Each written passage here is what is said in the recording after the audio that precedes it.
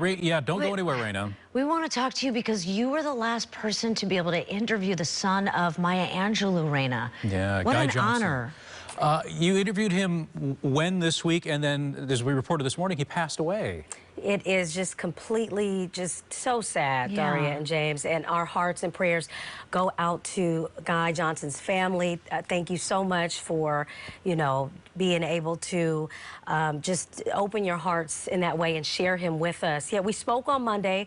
We were originally doing a story about Dr. Maya Angelou and her being featured on The Quarter, and it was incredible to talk to him. I left the interview so inspired by him. He was so excited that his mother was being honored in this historic way, and he accomplished so many things within his life, and he was so modest, Daria and James. He didn't even talk about those things, but we know that he lived here in Oakland. He worked in local city government here in Oakland for more than 20 years. We know that he was also an author himself, a poet himself, a historian, a world traveler, a philanthropist. He was on the chair of Dr. Maya Angelou's foundation. And so during this interview, he shared with me, how he himself had actually been paralyzed since he was in his late teenage years, and how his mother's words really helped him get through that. So let's take a listen to that. My mother's words often follow me through that bad. And they have to do with roll up your sleeves, get ready for the struggle.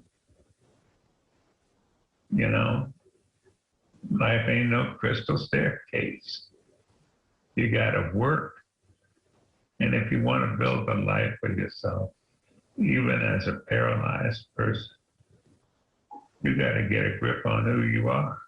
And it is with that she allowed me to find a life when my body has forgotten me. I mean, could you imagine having those words be able to carry you through all of your life journeys? And there was another really special moment in talking to Mr. Johnson about his mother. Here's what he had to say about what message that she would have for all of us. She used to say, can you imagine a world where every child was able to realize its potential and the light within itself?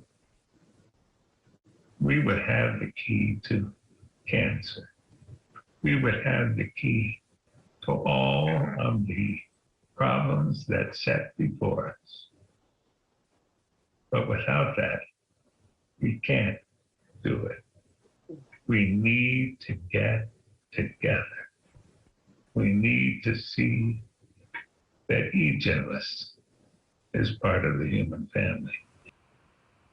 Now, we talked just Monday, Mr. Guy Johnson sharing those words. I also spoke to his son, Elliot Jones. And again, my thoughts and prayers go out to the family, but just remarkable words about all of us working together. Yeah. We're all in this together. It's been really rough for the past few years for a lot of people. So having that message, that lingering message, and just being honored for him to be able to share that in this capacity. But Ray, were you, was there any indication that he was ill, that he wasn't feeling well, that he wasn't feeling up to the interview? Because this is seems so sudden.